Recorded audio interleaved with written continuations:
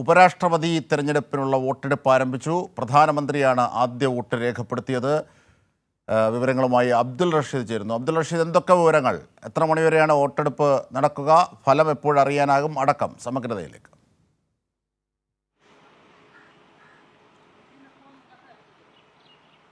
അജിംഷാദ്, രാജ്യത്ത് 15ാമത് ഉപരാഷ്ട്രപതി തെരഞ്ഞെടുപ്പിനുള്ള വോട്ട് എടുപ്പ് ഇപ്പോൾ ആരംഭിച്ചിരിക്കുകയാണ്. പ്രധാനമന്ത്രി നരേന്ദ്രമോദിയാണ് ആദ്യമായും വോട്ട് രേഖപ്പെടുത്തിയത്. പാർലമെന്റ് മന്ദിരത്തിൽ പ്രത്യേകം ഒരുക്കിയിട്ടുള്ള മേഖലയിലാണ് വോട്ടെടുപ്പ് പുരോഗമിക്കുന്നത്. എന്തായാലും പ്രധാനമന്ത്രി നരേന്ദ്രമോദിക്ക് ശേഷം വിവിധ എംപിമാർ വോട്ടെടുപ്പിനായി എത്തുകയും ചെയ്യും. എന്തായാലും ആദ്യ വോട്ടെടുപ്പ് അല്ലെങ്കിൽ ആദ്യം വോട്ട് രേഖപ്പെടുത്തിയിരിക്കുന്നത് പ്രധാനമന്ത്രി നരേന്ദ്രമോദിയാണ്. പിന്നീട് അദ്ദേഹം വിവിധ സംസ്ഥാനങ്ങളിലേക്ക് പോകുമെന്നുള്ളതാണ് അറിയാൻ കഴിയുന്നത്. എന്തായാലും വൈകിട്ട് 5 മണി വരെയാണ് വോട്ടെടുപ്പ് നടക്കുക. ഈ ഒരു സമയത്തിൽ എല്ലാ എംപിമാരും വോട്ട് രേഖപ്പെടുത്താനായി പാർലമെന്റിൽ എത്തുകയും ചെയ്യും. എന്തായാലും 6 മണിക്ക് വോട്ട് എണ്ണൽ ആരംഭിക്കും. 8 മണിയോട് കൂടി ഇതിൻ്റെ പൂർണ്ണമായിട്ടുള്ള ഫലം അറിയാൻ കഴിയും എന്നുള്ളതാണ് നമുക്ക് മനസ്സിലാക്കാൻ സാധിക്കുന്നത്. ഇതിനോടകം തന്നെ 423 എംപിമാരുടെ പൂർണ്ണ പിന്തുണ NDA സഖ്യത്തിനുണ്ട്. അതേസമയം 322 എംപിമാരുടെ പിന്തുണയാണ് ഇന്ത്യ സഖ്യത്തിനുള്ളത്. എന്തായാലും NDA സ്ഥാനാർത്ഥി CP രാധാകൃഷ്ണൻ ഇതിനോടകം തന്നെ വിജയം ഉറപ്പിച്ചു എന്നുള്ളതാണ്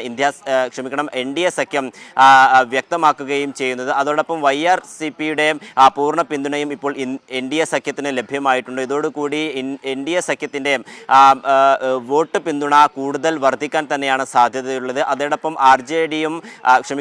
BJDയും RSP അടക്കമുള്ള പാർട്ടികൾ വോട്ടെടുപ്പിൽ നിന്നും വിട്ടുനിൽക്കുകയാണ്. ഈ 11 വോട്ടുകൾ ഇന്ത്യ സഖ്യത്തിന് ലഭ്യമാകുമെന്നായിരുന്നു നേരത്തെ ഉണ്ടായിരുന്ന വിലയിരുത്തൽ. ഈ വോട്ടുകൾ നഷ്ടപ്പെടുന്നതോടെ B സുദർശൻ റെഡ്ഡിയുടെ വിജയത്തിൽ ചില മങ്ങൽ ഏൽപ്പിക്കും എന്നുള്ളത് തന്നെയാണ് ഇപ്പോൾ വിലയിരുത്താനാകുന്നത്. എന്തായാലും രാജ്യസഭയിലും ലോക്സഭയിലും വലിയ പിന്തുണ തന്നെയാണ് NDA സഖ്യത്തിനുള്ളത്. അതുകൊണ്ട് തന്നെ CP രാധാകൃഷ്ണന്റെ വിജയം സുനിശ്ചിതമാണ് എന്നുള്ളതാണ് ഇപ്പോൾ ഈ NDA സഖ്യം വിലയിരുത്തുന്നത്. അജിംഷ. ശരി.